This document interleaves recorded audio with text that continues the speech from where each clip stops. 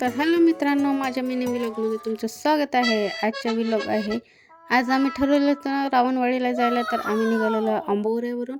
आता आम्ही आंबोऱ्यावर पोहोचलेलो आहोत। हा तिथला ब्रिज आहे आंबोऱ्याचा।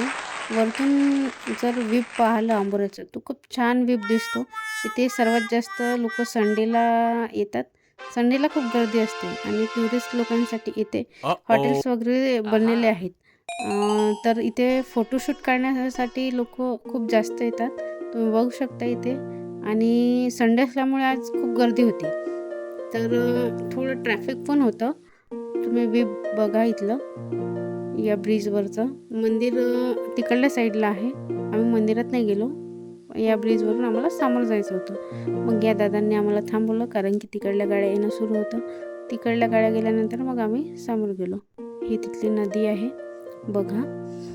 आता आम्ही थोड्या वेळात समोर जाऊया। आता या दादांनी आम्हाला समोर जायला सांगितलं, चालली आमची गाडी आता समोर। इथला हा ब्रिज खूप मस्त बनलेला आहे। महाराष्ट्रातून पहिल्या नंबरवर हा ब्रिज आहे। हे तिथे एक छोटंसं मंदिर होतं तलावामध्ये। आता आम्ही समोर निघालेलो आहोत रावणवाडीला। रावणवाडीला डबल फसल होतात, हे बघा धानाची। खूप हिरवं असं तिथलं शेत दिसत होतं, म्हणून मी व्हिडिओ काढून घेतलेला होता। आता आम्ही लवकरच रावणवाडी इथे पोहोचू। रावणवाडीला जाण्यासाठी वाकेश्वरीतून जावं लागते। एक रस्ता भंडाऱ्याला जातो आणि राईट साईडला जातो वाकेश्वरवरून रावणवाडी जवळच आहे तिथून। तर आम्ही निघालेलो आहोत आता। हे वाकेश्वर गाव आहे। आता आम्ही पोहोचलेलो आहोत रावणवाडीजवळ। मी तुम्हाला दाखविलच रावणवाडीजवळ पोहोचल्यावर। हे बघा रावणवाडीला आलं, हा तिथला एंट्री गेट आहे। आता आम्ही एंट्री गेटमधून आतमध्ये जाऊ। बघा ही रावणवाडी। आता आम्ही समोर चाललेलो आहोत। इथे पार्किंगसाठी पैसे घेतलेले जातात। आधी नव्हतं इथे पार्किंग, सर्व फ्री होतं, पण आता पार्किंगचे इथे पैसे घेतलेले जातात। फायनली आम्ही पोचलेलो आहोत। पार्किंगचे इथे आमचे 60 रुपये घेतले। आम्ही 60 रुपये देऊन स्लिप घेऊन आम्ही समोर निघालेलो। तर तुम्ही बघू शकता व्ह्यू मी तुम्हाला दाखविलच समोर। हा आहे रावणवाडीचा तलाव। इथे संडे असल्यामुळे खूप गर्दी होती। क्लासच्या मुलांची पिकनिक आलेली होती आणि पुष्कळ गर्दी होती।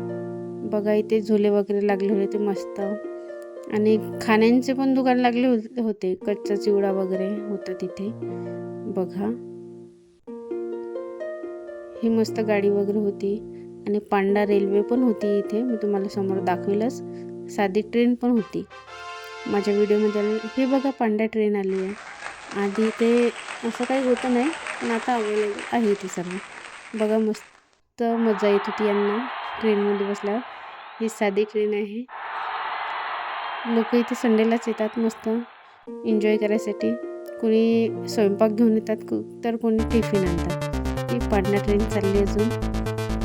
आणि एका आजोबांनी रेंगी पण आणलेली होती, त्याला 2 बैल पण लागलेले होते बघा। आता तुम्हाला दाखवलंच, त्याच्यावर एक काका आणि काकू बसलेले होते आणि मस्त एन्जॉय करत होते। तर बघा हे बघा रेंगी पण आलेले आहे। आजोबा हळूहळू चाललेले आहे। बघा आता या काकांना खूप मजा येत होती रेंगीवर बसल्यावर। उंट पण मस्त चाललेला होता बघा। मग आम्ही थोड्या वेळ थांबलो आणि मग समोर आम्ही भंडाऱ्याकडे निघालो बघा। आता आम्ही थोड्याच वेळात भंडाऱ्याकडे निघू। फोटो पण काढून घेतले आम्ही, हे बघा तलावावर।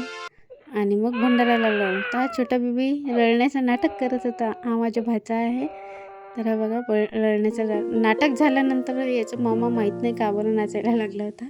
माझा व्हिडिओ काढमध्ये, तर मी व्हिडिओ काढून घेतला होता। आणि मग छोट्या बेबीने खाल्लं गुलाबजामुन बघा। किती शांत रीतीने हा गुलाबजामुन खात आहे।